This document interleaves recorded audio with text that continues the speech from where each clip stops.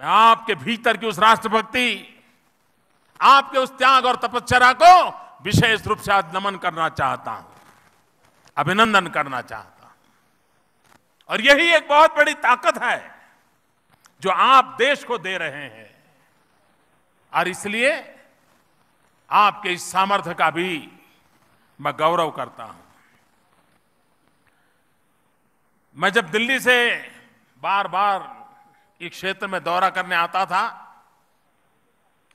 तो जिन लोगों को मेरे परिचय था दिल्ली में, उन परिवारों की एक मांग रहती थी, मोदी जी लद्दाख कब जा रहे हो? तो मैं पूछता था क्यों, कहाँ काम है? बोले इस बार जब आओगे तो गोभी और आलू ले आना। मुझे इतनी मांग रहती थी कि मेरा अपना तो लगेज बहुत कम रहता था, लेकिन जब मैं यहां से वापस जाता था तो ढेर सारा गोभी आलू यहां से लेके जाता था, और उन परिवारों को बड़ा आनंद रहता था कि आज तो हम लद्दाख से आई हुई गोभी का सब्जी बनाने वाले हैं। ये यहां की ताकत शायद हिंदुस्तान के और कोनों को परिचित नहीं है।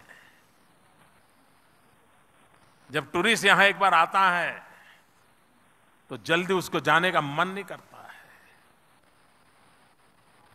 इस क्षेत्र में वो ज्यादा समय बिताना पसंद करता है, ऐसा एक क्षेत्र है। और इसलिए सरकार टूरिज्म के विकास के लिए भी प्रतिबद्ध है। और साथ साथ मैं जानता हूं, जब मैं यहां आया हूं तो कुछ बातें इस बार बजट में सरकार ने घोषणा की है, जिसका जम्मू कश्मीर के जीवन में कितना बड़ा बदलाव आने वाला है। एक तो जो हिमालयन स्टेट्स हैं, उसके विकास के लिए एक नए सिरे से सोचा जाए, क्योंकि उनकी कठिनाइयों को ध्यान में रख करके सोचा जाए। इस कंसेप्ट को लेकर के हम आगे बढ़ रहे हैं। हिमालयन स्टेट में ऑर्गेनिक खेती,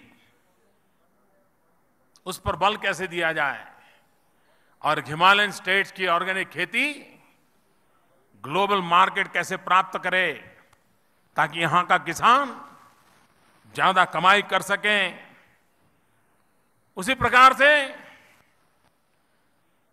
सरकार ने एक ऐसी इंस्टीट्यूट बनाने तय किया है, जिसके कारण इस हिमालयन प्राकृतिक संपदा का अध्ययन हो, उसकी विशेषताओं का, उसका सामर्थ्य का राष्ट्र कल्याण में कैसे काम आए, उस दिशा में हम काम करना चाहते हैं। भारत सरकार का स्पाइसेस के लिए एक बोर्ड चलता है, जो देश भर में किसान जो स्पाइसेस उत्पादन करते हैं उनको मदद करने का काम करता है। हमने निर्णय किया है कि हमारे जम्मू कश्मीर में सैफ्रॉन रिवॉल्यूशन लाना है। और मैं जम्मू कश्मीर में जब सैफ्रॉन रिवॉल्यूशन की बात करता हूं, मतलब यहां का जो केसर है, जो हमारा यहां का किसान केसर की खेती करता है, मैंने स्पाइसेस के बोर्ड है उनको कहा है कि केसर के विकास के लिए, केसर के मार्केट के लिए, आधुनिक खेती के लिए स्पाइसेस बोर्ड के माध्यम से एक स्पेशल व्यवस्था खड़ी की जाए। उस बोर्ड के अंदर एक अलग इकाई खड़ी की जाए, वो स्पेशली जम्मू कश्मीर के किसानों की चिंता करें, उनके इस केसर की खेती में मदद करें। और ये सैफ्रॉन की दृष्टि से, केसर की दृष्टि से पूरी दुनिया में आगे बढ़े। हमारा पश्मीना ये घर घर की पहचान है, एक गौरव है, लेकिन आज उसकी हालत क्या है? भारत सरकार ने एक P3 प्रोजेक्ट इस बजट में घोषित किया है और जिसका मूल काम है पश्मीना के प्रोडक्शन पर, उसकी डिजाइनिंग के लिए, उसकी टेक्नोलॉजी के लिए कैसे उसको आधुनिक बनाया जाए, उस पर हमने योजना करने का तय किया है। जो आने वाले दिनों में जो पश्मीना के काम में लगे हुए हमारे कारीगर हैं, उनके जीवन में बहुत बड़ा काम करेंगे। जैसे मैंने पहले ही कहा, हम सोलार प्रोजेक्ट पर बल देने वाले हैं। कई वर्षों से दिल्ली सरकार का और जम्मू कश्मीर का एक मुद्दे पर झगड़ा चल रहा था और वो झगड़ा ये था कि फूड कॉर्पोरेशन ऑफ इंडिया जो खाद्यान्न देता है जम्मू कश्मीर को, और उसमें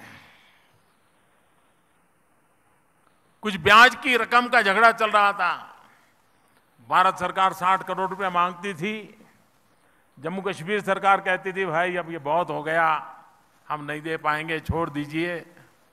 लंबे अरसे से हमारे उमर जी इसके लिए लड़ाई लड़ रहे थे। भाइयों बहनों, आज जब मैं यहां आया हूं तो मैं घोषित करता हूं कि पुराना जो मसला विलंबित पड़ा है, भारत सरकार ने तय किया है, इसको अब लंबा खींचना नहीं है। वे 60 करोड़ रुपया भारत सरकार माफ कर देती है। एक प्रकार से ये बड़ी मदद जम्मू कश्मीर को सीधी सीधी हो रही है। उसी प्रकार से एक दूसरा बड़ा मसला अटल जी की सरकार ने काम सोचा था, लेकिन बाद में रोड बनाने के उस काम में लागत बढ़ती गई, का ऊंचे दाम आए टेंडर में, भारत सरकार उसको करने के लिए तैयार नहीं, जम्मू सरकार के लिए करना मुश्किल है और हमेशा रहा भाई अतिरिक्त पैसे कौन दे, रोड बन नहीं रहा है। करीब करीब 8,000 करोड़ रुपयों की जरूरत अतिरिक्त प्रोजेक्ट के सिवाय। अब 8,000 करोड़ रुपया ज्यादा नहीं देते हैं तो रोड बनता नहीं, रोड बनता नहीं तो कनेक्टिविटी बढ़ती नहीं है। हमारा जम्मू कश्मीर के कई इलाके अलग थलग रह जाते हैं। लंबे अरसे से विलंबित मामला था, हमने निर्णय किया है और बहुत ही कम समय में कैबिनेट में मैं उसको पारित करवा दूंगा और उसके कारण भारत सरकार को 8,000 करोड़ रुपया का अतिरिक्त खर्च होगा। ये 8,000 करोड़ रुपए का अतिरिक्त खर्च करके भी जम्मू कश्मीर को 4 बड़े महत्वपूर्ण रोड कनेक्टिविटी बने, उसके लिए हम जरूर काम करेंगे और ये हमारा संकल्प है। उस संकल्प को हम पूरा करेंगे। जम्मू कश्मीर के मेरे भाइयों बहनों, हम ये बिजली के कारखाने लगा करके ही यहां का अंधेरा दूर करना चाहते, ऐसा नहीं है। हम यहां के हर व्यक्ति के जीवन में रोशनी लाना चाहते हैं। हम यहां के नौजवानों के लिए रोजगार के अवसर उपलब्ध कराना चाहते हैं। हम स्किल डेवलपमेंट करना चाहते हैं। हम एजुकेशनल इंस्टीट्यूशन का नेटवर्क करना चाहते हैं।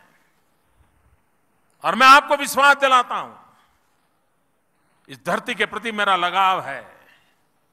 यहां के लोगों ने कठिन से कठिन दिनों में भी मुझे बहुत प्यार दिया है। मैं यहां आकर के रहता था, मैं कभी करगिल जाकर रहता था, कभी श्रीनगर रहता था। इतना प्यार मैंने पाया है, हर पल मेरा मन करता है कि जो नया दायित्व मेरे पास है वहां से बैठ के मैं जितना यहां कर सकूं उतना करना चाहता हूं। और जब मैं प्रकाश की बात करता हूं, अंधेरा दूर करने की बात करता हूं, मैं जानता हूं कई वर्षों से हमारा देश भ्रष्टाचार के कारण परेशान है। देश को रुपयों की कमी नहीं है।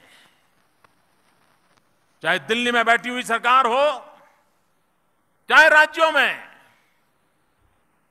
देश की जनता भ्रष्टाचार के खिलाफ गुस्से में है। और मैं देशवासियों को हिंदुस्तान के एक कोने में लद्दाख की चोटियों से आज विश्वास दिलाता हूं कि हम भ्रष्टाचार के खिलाफ पूरी ताकत से लड़ेंगे। भ्रष्टाचार विरोधी समाज में जो भी शक्तियां हैं उन शक्तियों को साथ लेंगे। जिन जिन राजनीतिक दलों में भी भ्रष्टाचार के खिलाफ लड़ने का माजा है, उनके जो नेता भ्रष्टाचार के खिलाफ लड़ते रहे हैं उनका भी हम साथ लेंगे। शासन व्यवस्था में बैठे हुए ईमानदार अफसर भी हैं, उन ईमानदार अफसरों का भी साथ लेंगे। लेकिन देश में भ्रष्टाचार ने देश को तबाह करके रखा हुआ है, बर्बाद करके रखा हुआ है। रुपयों की कमी नहीं है, दर्शन की कमी नहीं है, सामर्थ्य की कमी नहीं है। इस देश के पास सब कुछ होने के बाद भी देश में गरीबी बढ़ती चली जा रही है, गरीब बढ़ते जा रहे हैं। अगर हम भ्रष्टाचार के खिलाफ लड़ाई में विजयी होंगे, ये सारा धन गरीबों को काम आएगा, ये योजनाएं तेजी से परिपूर्ण होगी और विकास के कारण व्यक्ति के परिवार के जीवन में विकास के नए अवसर पैदा होंगे। और उसकी पूर्ति के लिए दिल्ली में बैठी हुई आपके द्वारा चुनी हुई नई सरकार संकल्पबद्ध है। हम टूरिज्म को बहुत बढ़ावा देना चाहते हैं, क्योंकि टूरिज्म गरीब से गरीब को रोजगार देता है। मूंगफली बेचने वाला, चना बेचने वाला, चाय बेचने वाला, हर कोई टूरिज्म से कमाता है। ऑटो रिक्शा वाला कमाएगा, गेस्ट हाउस वाला कमाएगा, घोड़े वाला कमाएगा, टांगे वाला कमाएगा, गरीब से गरीब आदमी कमाता है। और इसलिए हम टूरिज्म को बढ़ावा देना चाहते हैं। और जब टूरिज्म बढ़ता है तो उसका सर्वाधिक लाभ जम्मू और कश्मीर को, लेह और लद्दाख को मिलने की संभावना है। यहां के नौजवानों को यहीं पर रोजगार मिले, ये हमारा प्रयास है। और आज आपके बीच आने का मुझे अवसर मिला। यहां की परंपरा के अनुसार मेरा स्वागत सम्मान हुआ। आपने मुझे अपना तो बना लिया है, लेकिन आज मेरी वेशभूषा भी आपने अपनी बना ली है। ये आपके प्यार को अपने भीतर मैं संजोए रखूंगा। और हमेशा हमेशा दिल्ली में बैठी हुई सरकार भ्रष्टाचार के खिलाफ लड़ने के लिए भी, अंधेरा दूर करने के लिए, विकास की यात्रा को आगे बढ़ाने के लिए आपके साथ कंधे से कंधा मिलाकर के काम करेगी। इसी विश्वास के साथ भारत माता की जय का प्रण लेकर के वंदे मातरम का नाद गूंजते हुए पूरे जम्मू कश्मीर की इकाई का विकास हो, कल्याण हो, उसी संकल्प को लेकर के आगे बढ़ेंगे। इसी अपेक्षा के साथ आप सबको बहुत बहुत शुभकामनाएं।